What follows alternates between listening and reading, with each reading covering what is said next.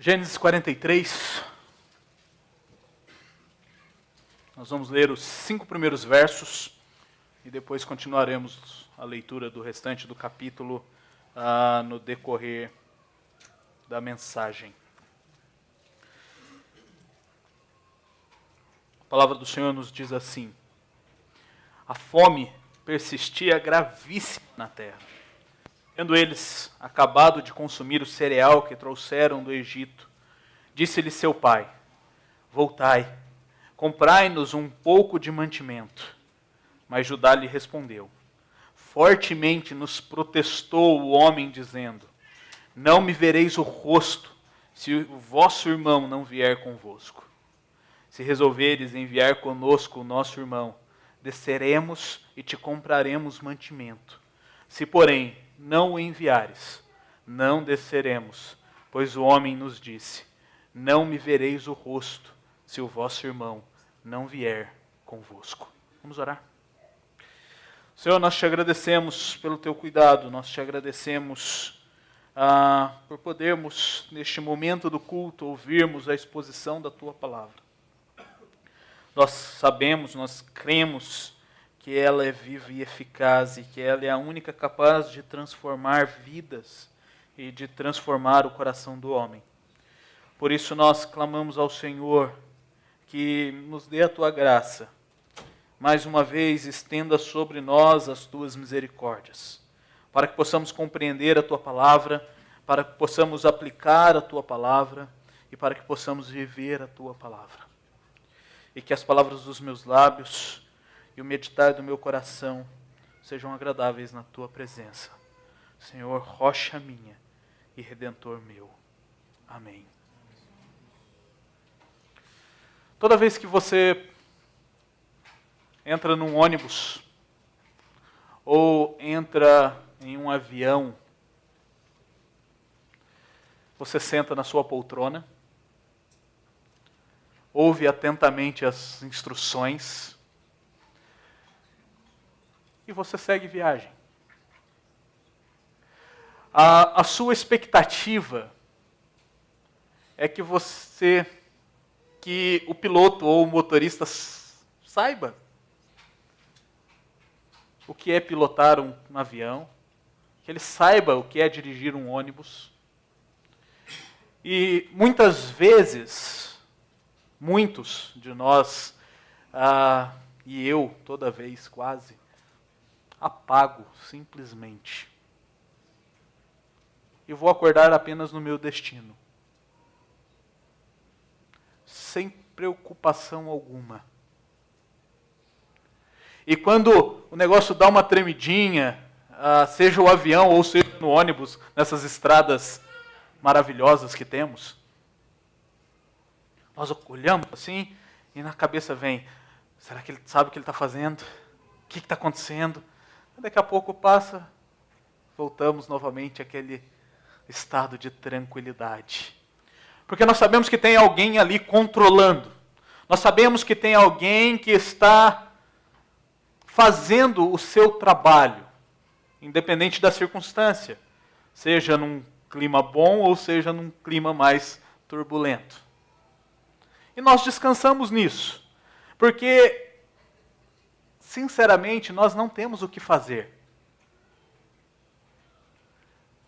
Nós não sabemos pilotar o avião, e por mais que sejamos encheridos, não saberemos dirigir um ônibus.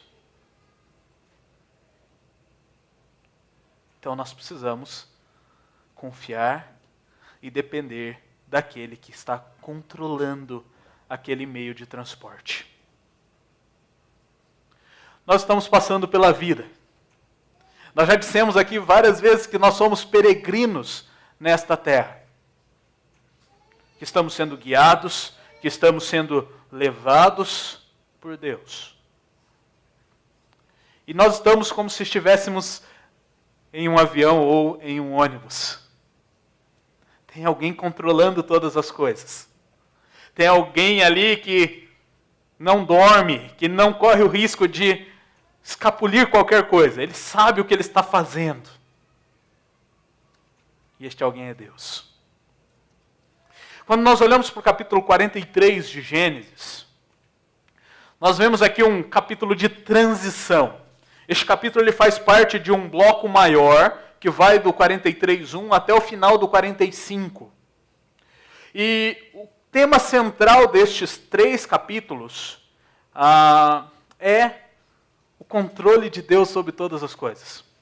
O capítulo 45, no verso de número 7, José, então, ele reconhece ali diante dos seus irmãos que eles terem vendido José para o Egito foi por causa do controle de Deus. Deus sabia o que estava fazendo. Deus estava enviando José antes deles para que a nação de Israel não padecesse de fome. E este é o tema que norteia esses 3 capítulos. E o capítulo 43 é um capítulo meio... não tem grandes emoções como no 42, ou como nós veremos no 44. Ele é uma transição. Mas é uma transição para nos lembrar quem está no controle. E é interessante que esse capítulo, então, ele começa com uma cena muito crítica. O texto dá essa ênfase e fala assim: a fome persistia gravíssima na terra. A situação não tinha melhorado. Vocês se lembram que o período de fome seriam 7 anos. E não tinha chegado ao fim ainda. E para piorar a situação, o povo de Deus, eles tinham ficado sem mantimentos. Eles tinham consumido tudo o que eles tinham trazido do Egito. E eles tinham, então, que voltar para o Egito, porque lá era onde tinha o estoque. E é interessante que neste capítulo, então, de retorno para o Egito, nós vemos Deus controlando essa situação turbulenta. E nós vemos Deus agindo e trabalhando, e nós veremos que Deus agiu e trabalhou e mostrou o seu controle por meio da sua misericórdia, por meio da sua providência e por meio da sua compaixão. É o que ele faz, e a sua compaixão é demonstrada por meio da sua graça.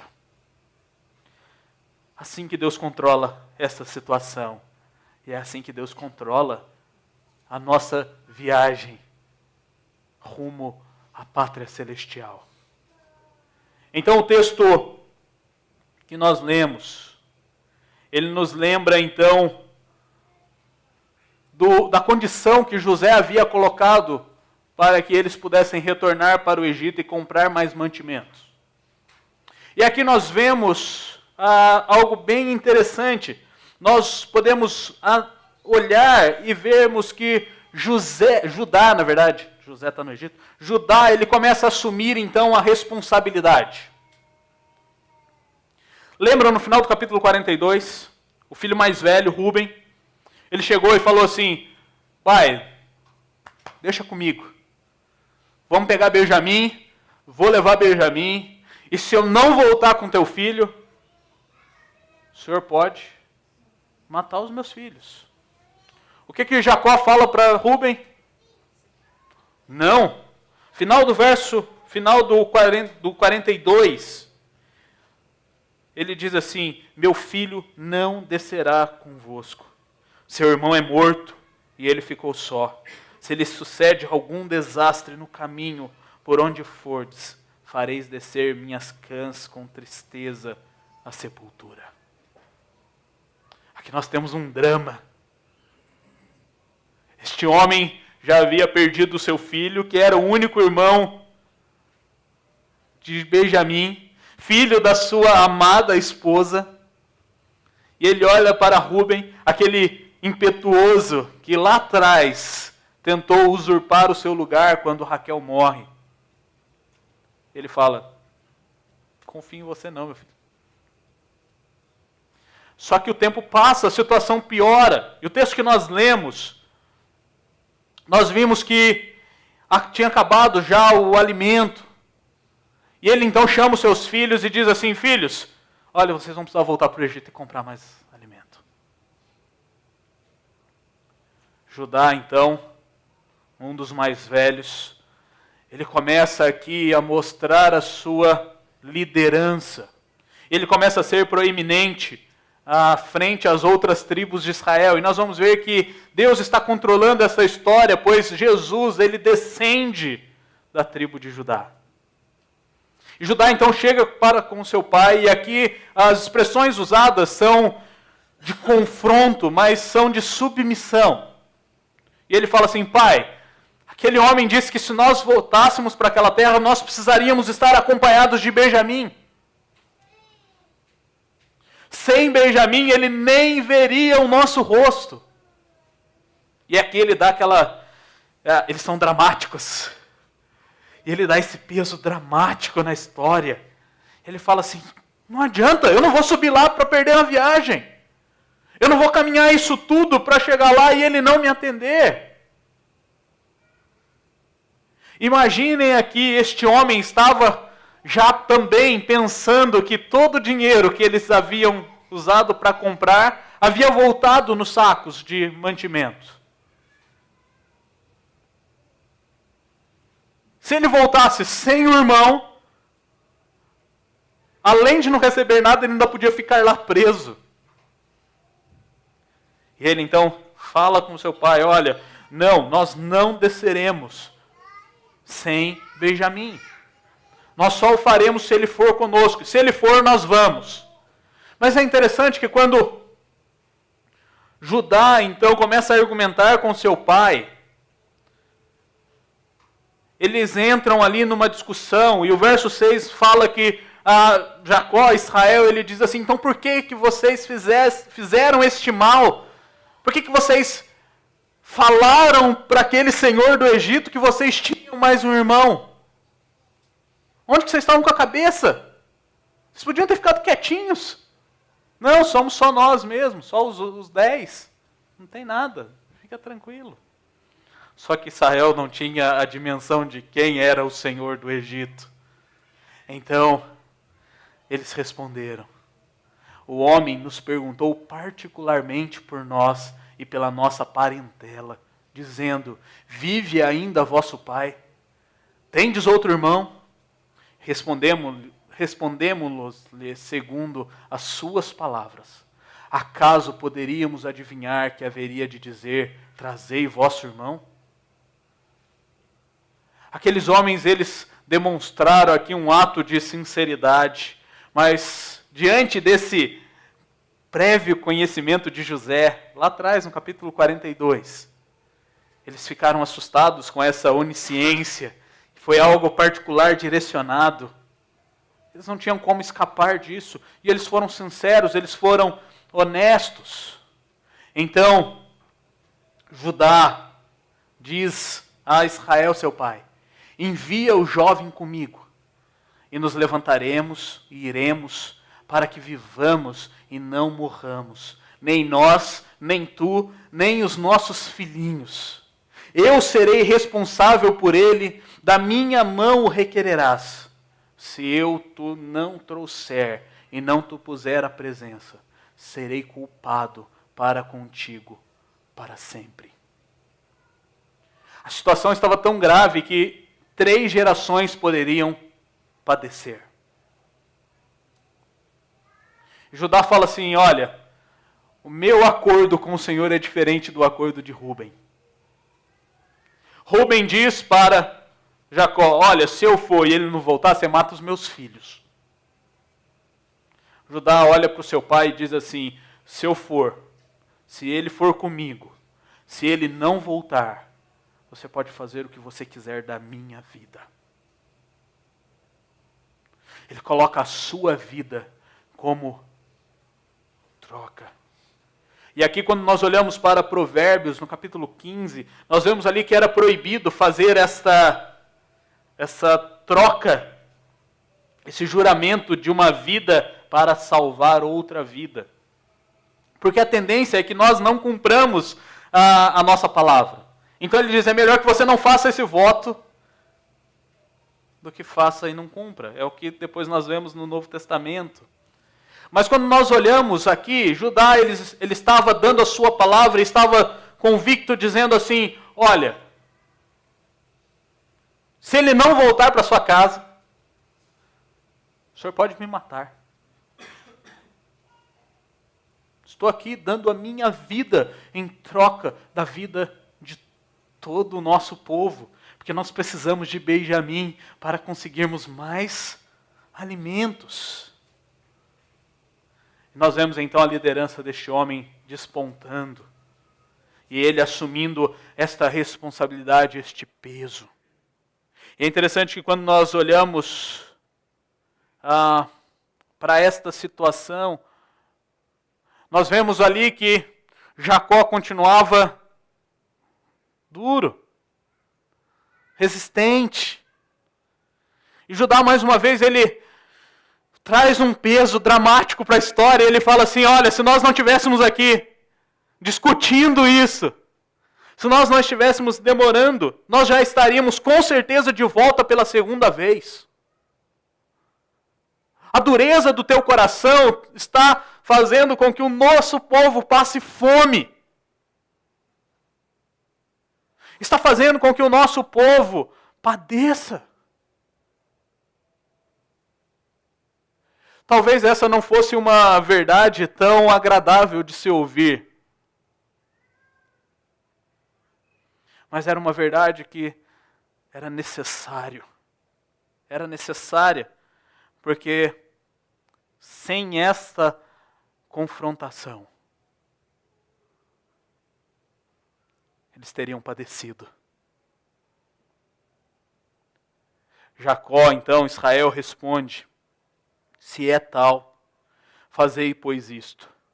Tomai do mais precioso desta terra nos sacos para o mantimento e levai de presente a este homem um pouco de bálsamo e um pouco de mel, aromatas e mirra, nozes de pistácia e amêndoas. Levai também dinheiro em dobro e o dinheiro restituído na boca dos sacos de cereal. Tomai e levá-lo convosco. Pode bem ser que fosse engano. Levai também vosso irmão, e levantai-vos, e voltai àquele homem. Deus Todo-Poderoso vos dê misericórdia perante o homem, para que vos restitua o vosso outro irmão, e deixe vir Benjamim. Quanto a mim, se eu perder os filhos, sem filhos ficarei.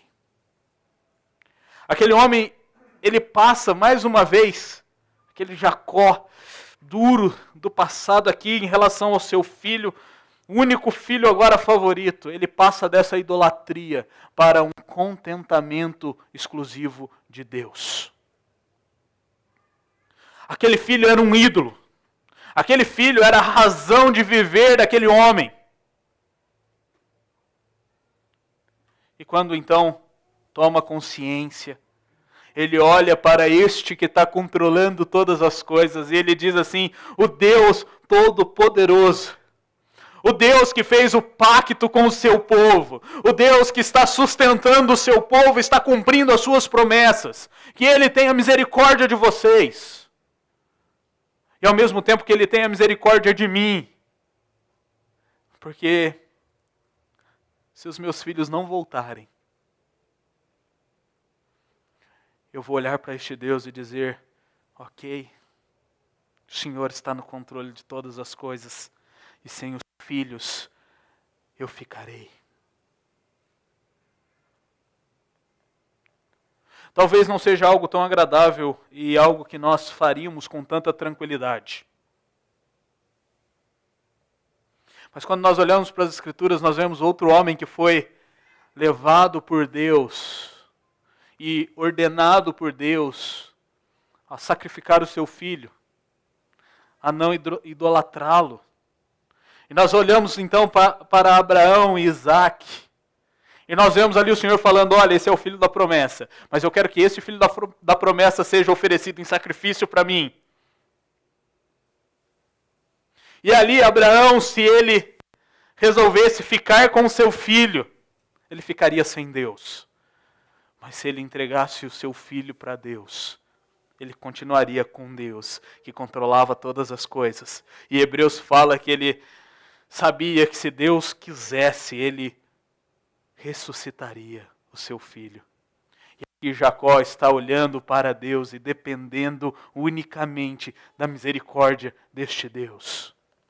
E ele fala para os seus filhos: vocês vão voltar para o Egito, vão voltar com Benjamim, mas eu clamo ao Senhor que Ele tenha misericórdia e que vocês possam voltar com Simeão, que estava lá preso, e voltar também com Benjamim e com os alimentos que precisamos para sobrevivermos. O que age aqui é a misericórdia de Deus. O Deus misericordioso, Ele continua sendo misericordioso. E Jacó sabia disso. Jacó sabia que eles não poderiam fazer nada. Ele ainda faz a parte dele, ele fala assim: pegue bons presentes e leve para este homem. Pegue o dinheiro que veio da outra vez e leve dobrado, porque vocês vão devolver esse dinheiro, porque esse dinheiro pode ter sido colocado por engano nos seus sacos.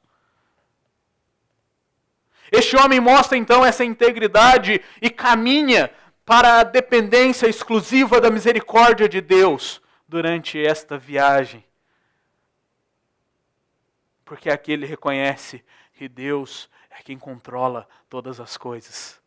Porque ele o chama de o Deus Todo-Poderoso. E a história então continua.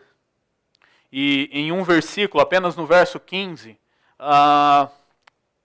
relata-se a ida então destes homens para o Egito. Então tomaram, pois, os homens os presentes, o dinheiro em dobro e a Benjamim. Levantaram-se, desceram ao Egito e se apresentaram perante José. Vendo José a Benjamim com eles, disse ao despenseiro da sua casa: leva estes homens para casa. Está diferente aqui. Verso... leva estes homens para casa, tá certo. Mata reses e prepara tudo, pois estes homens comerão comigo ao meio-dia. Fez ele como José lhe ordenara e levou os homens para a casa de José. Os homens tiveram medo porque foram levados à casa de José e diziam: é por causa do dinheiro que da outra vez voltou nos sacos de cereal, para nos acusar e arremeter contra nós, escravizar-nos e tomar nossos jumentos. E se chegaram ao mordomo da casa de José, lhe falaram à porta e disseram: ai, Senhor meu, já uma vez descemos a comprar mantimento. Quando chegamos à estalagem, abrindo os sacos de cereal, eis que o dinheiro de cada um estava na boca do saco de cereal, nosso dinheiro intacto. Tornamos a trazê-lo conosco. Trouxemos também outro dinheiro conosco para comprar mantimento. Não sabemos quem tenha posto o nosso dinheiro nos sacos de cereal. Ele disse: seja a paz convosco, não temais. O vosso Deus e o Deus de vosso Pai vos deu tesouro nos sacos de cereal. O vosso dinheiro me chegou a mim e lhes trouxe fora a Simeão. Aqueles homens então foram tomados pelo temor. Imaginem aqueles homens na fila, ali aguardando a sua vez. José olha, vê os 10 irmãos juntos. Simeão estava preso. Ele olha e vê e olha, fala para o seu servo: ok, eles trouxeram Benjamim. Pega esses homens, leva esses homens para minha casa, porque eles vão comer comigo. Prepara todas as coisas. Imaginem a aflição do coração daqueles homens. Com certeza fizemos algo muito errado aqui. Ele vai nos punir. Com certeza esse senhor egípcio vai olhar e vai tomar as nossas coisas e vai nos deixar aqui como escravos. Eles tiveram então este medo, porque eles estavam com o dinheiro que eles haviam levado de volta. E é interessante que esses homens, eles não olham para aquele que estava controlando todas as coisas. Eles não olham para o piloto e descansam nessa providência. E aqui provavelmente o servo estava repetindo as palavras de José. E ele diz assim: não temas. O vosso Deus, o Deus do seu pai, Ele abençoou a vida de vocês com esse dinheiro. Este Deus providente, Ele foi providente no sustento. É interessante quando nós olhamos para estes homens, normalmente isso acontece conosco algumas vezes. E a nossa tendência, quando nós somos chamados de lado em alguma coisa, é acharmos que fizemos algo de errado. E nos esquecemos de olhar para o agir de Deus. Aqueles homens estavam receosos. E é interessante que aqui a vinda de Benjamim não causa a libertação de Simeão, a liberdade dele. O que causa é a restituição do dinheiro. Eles falam assim: olha, nós trouxemos o dinheiro de volta. Depois que eles falam isso, então o servo vai e pega Simeão e junta Simeão aos irmãos. Aqueles homens passaram no teste que José estava fazendo com eles. Eles mostraram integridade, eles mostraram honestidade. E aqui nós vemos este Deus providente conduzindo a história destes homens. E quando nós olhamos lá, um pouquinho antes aqui, e olhamos para aqueles homens quando habitavam em Siquém, nós vemos que eles não tiveram integridade nenhuma. Nós vemos que aqueles homens não tiveram nenhuma honestidade. Eles quebraram a sua palavra e quebraram o pacto. Mas aqui, nós somos levados a olharmos para a providência de Deus. E o servo de José fala para aqueles homens: o Senhor que proveu. Foi o Senhor que deu, foi o Senhor que sustentou. E nós vemos então Deus providentemente reintegrando Simeão à comunhão com os seus irmãos. Estes irmãos que venderam um dos seus irmãos para ser escravo, agora estão tendo um outro que estava como escravo, sendo restituído à comunhão, sendo restituído à vida deles. E aquele servo fala assim: a paz seja convosco. Deus seja convosco. A comunhão e a tranquilidade que vem somente da providência de Deus seja convosco. E nós vemos então, no desenrolar da história, que depois que aquele mordomo levou os homens à casa de José, ele lhes deu água e eles lavaram os pés, também deu ração aos seus jumentos. Então prepararam o presente para quando José viesse ao meio-dia, pois ouviram que ali haviam de comer. Chegando José à casa, trouxeram-lhe para dentro o presente que tinham em mãos e prostraram-se perante ele até a terra. Ele lhes perguntou pelo seu bem-estar e disse: vosso pai, o ancião de quem me falastes, vai bem? Ainda vive? Responderam: vai bem o teu servo. Nosso pai vive ainda. E abaixaram a cabeça e prostraram-se. Levantando José os olhos, viu a Benjamim, seu irmão, filho de sua mãe, e disse: é este o vosso irmão mais novo, de quem me falastes? E acrescentou: Deus te conceda graça, meu filho. José se apressou e procurou onde chorar, porque se movera no seu íntimo para com seu irmão. Entrou na câmara e chorou ali. Depois lavou o rosto e saiu. Conteve-se e disse: servi a refeição. Serviram-lhe a ele a parte, e a eles também a parte. e a parte aos egípcios que comiam com ele. Porque os egípcios não lhes era lícito comer pão com os hebreus, porquanto isso é abominação para os egípcios. E assentaram-se diante dele o primogênito segundo a sua primogenitura, e o mais novo segundo a sua menoridade. Dito aos homens, se maravilharam entre si. Então lhes apresentou as porções que estavam diante dele. A porção de Benjamim era 5 vezes mais do que a de qualquer deles, e eles beberam e se regalaram com ele. A primeira coisa que nós vemos aqui nessa transição é o sonho de José tornando-se realidade. Foi o sonho que levou os seus irmãos a olharem para ele com uma certa indiferença.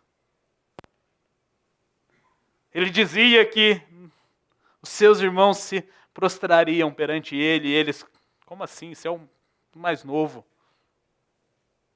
Como que isso vai funcionar? E aqui nessa transição nós vemos Deus que conduz todas as coisas, concretizando e tornando realidade o sonho de José. E quando ele chega, todos os seus irmãos se ajoelham e se prostram até a terra, com um sinal de humilhação na presença de alguém superior, reconhecendo assim e honrando assim aquele homem.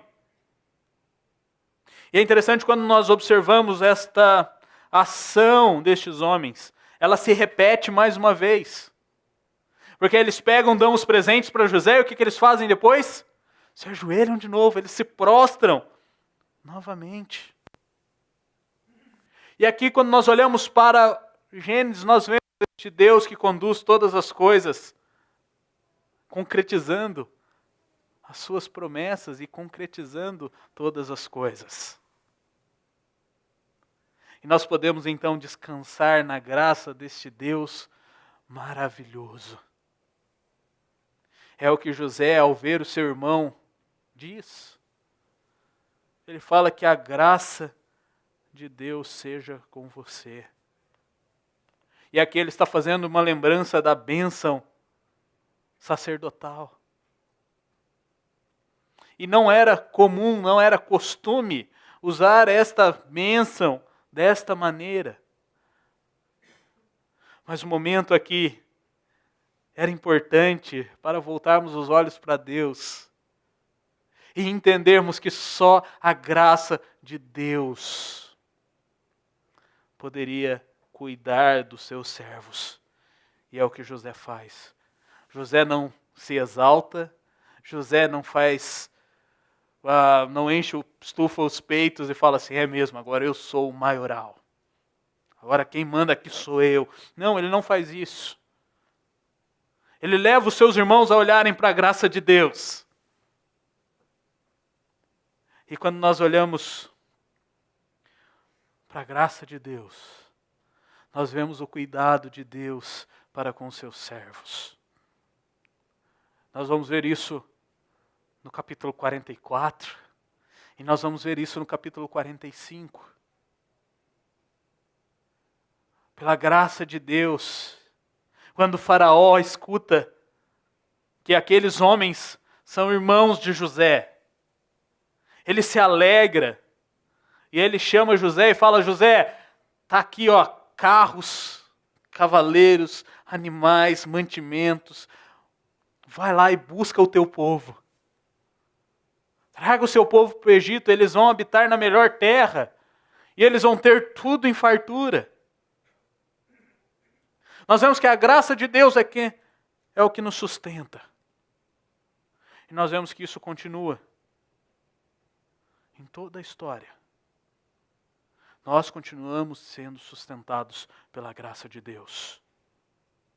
José, então, ao ver o seu irmão e depois de abençoá-lo, ele precisa de um lugar para chorar. O seu único irmão, filho da sua mãe, ele está ali na sua frente. Ele vai então e chora. E nós vemos que essa já é a segunda vez que acontece isso e vai acontecer pela terceira vez. Porque eles reconhecem a graça de Deus sobre a vida do seu povo. E é interessante que aqui nós podemos observar a restauração da paz na família. Semana passada nós vimos um pouquinho dessa restauração. Deus trabalhando na restauração do seu povo. E aqui nós vemos esta família que era dividida, esta família que vivia um não gostando do outro, um brigando com o outro. Eles se assentam juntos à mesa. E José, mais uma vez, testa os seus irmãos. Estes homens que não gostavam que José fosse paparicado pelo seu pai. Ele então resolve ver se o caráter destes homens havia mudado. E ele então dá para Benjamim 5 vezes mais do que ele deu para os outros irmãos. É interessante que o texto bíblico aqui enfatiza que aqueles homens então, eles comeram e beberam e se alegraram. Eles não se importaram com Benjamim sendo preferido e sendo mais agraciado do que eles. O texto encerra dizendo que aqueles homens estavam juntos ali. Eles estavam admirados porque aquele senhor do Egito havia colocado aqueles homens em ordem de nascimento. E ele acertou todos. Aqueles homens estavam, então, descansados na graça daquele que estava conduzindo a história. Nós precisamos, meus irmãos, entender que Deus ele continua no controle e Ele continua sustentando o seu pacto. Deus não nos abandona. Mesmo que muitas vezes nós passemos pela fome, mesmo que nós passemos pelo sofrimento, como o povo dele passou, o Senhor continua controlando todas as coisas. O Senhor continua sustentando todas as coisas. E diante dessa certeza, diante desse fato, nós precisamos aprender a dependermos cada dia mais das misericórdias de Deus. Lamentações, Jeremias ali, no auge das suas lamentações, ele traz à memória aquilo que lhe dá esperança. E ele diz que as misericórdias do Senhor se renovam todos os dias, e elas não têm fim. Nós precisamos aprender, dia a dia, a dependência das misericórdias de Deus. Nós precisamos fazer como Jacó fez. Tá bom, leva o meu filho. Se ele não voltar, Deus continuará sendo misericordioso. Se ele voltar, Deus continuará sendo misericordioso.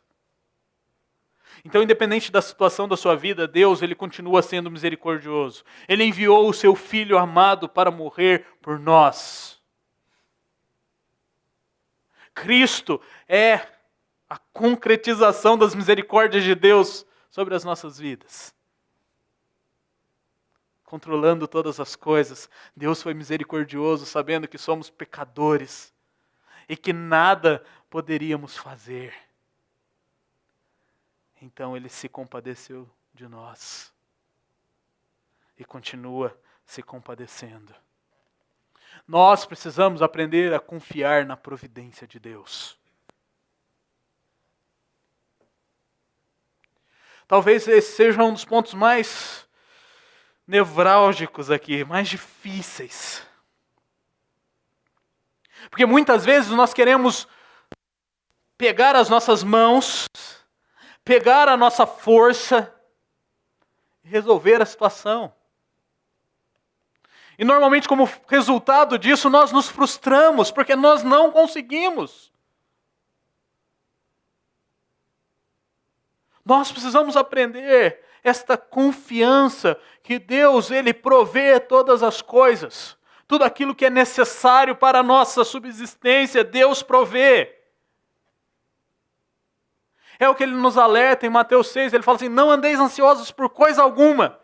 Nem pelo que você vai comer, nem pelo que você vai beber, nem pelo que você vai vestir. Porque quem se preocupa com isso são os ímpios. Porque quando você busca a Deus em primeiro lugar, quando você busca o seu reino e a sua justiça, as demais coisas não são acrescentadas. Nós precisamos crer na providência de Deus e viver a providência de Deus em todos os momentos. E principalmente nos momentos de sofrimento e de dor. Porque nesses momentos nós queremos fazer alguma coisa. E nos esquecemos de olhar para o Senhor. Lembrem-se do avião. Você vai passar por momentos de turbulência. Talvez a turbulência seja grande. Mas você está ali e não pode fazer nada. A não ser descansar na providência de Deus, que fará com que você chegue no seu destino, ou fará com que você chegue no seu destino final, que é a cidade celestial. Então creia na providência de Deus e viva esta confiança. E diante dessa verdade que Deus continua no controle e continua sustentando todas as coisas, aprenda a ver o agir gracioso de Deus na restauração. Paulo, ele deixou isso muito claro e disse assim, a tua graça me basta. A tua graça é suficiente para que eu possa viver. Mas nós precisamos aprender a olhar para a graça de Deus nas nossas vidas. Deus age graciosamente todos os dias. E muitas vezes nós não olhamos para isso e como resultado nós não glorificamos a Deus. Nós não honramos a Deus. E nós não agradecemos a Deus. É a graça de Deus que nos sustenta. É a graça de Deus que enviou seu Filho para morrer por nós numa cruz. Para nos restaurar daquilo que nós não poderíamos, pelas nossas próprias mãos, nos restaurarmos. Então, aprenda a ver o agir gracioso de Deus. E viva de acordo com esse agir gracioso de Deus. Viva em resposta a esse agir gracioso de Deus. Quando nós entendemos que Deus está no controle, nós vivemos debaixo das suas misericórdias, confiando na sua providência e vendo o seu agir gracioso, nós caminhamos em santificação e nós caminhamos em comunhão com Deus e dependendo única e exclusivamente dEle. Que Ele tenha misericórdia de nós.